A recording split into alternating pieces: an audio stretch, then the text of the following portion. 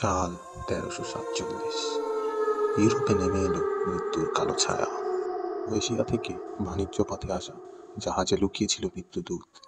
ইঁদুরের গায়ে থাকা মাছি ছড়াচ্ছিল ভয়ঙ্কর ব্যাকটেরিয়া ইয়ারসিনিয়া পেস্টিস। প্রথমে জ্বর, তারপর ফুলে ওঠা কালো গুটি, বুবুস। কয়েকদিনের মধ্যেই মৃত্যু। বাঁচার সম্ভাবনা মাত্র ৩০%।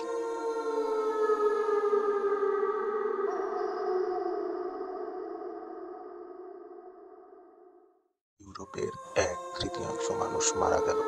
গ্রাম ফাঁকা, শহর নিঃশব্দ। অনেকে ভেবেছিল এটি ঈশ্বরের অভিশাপ।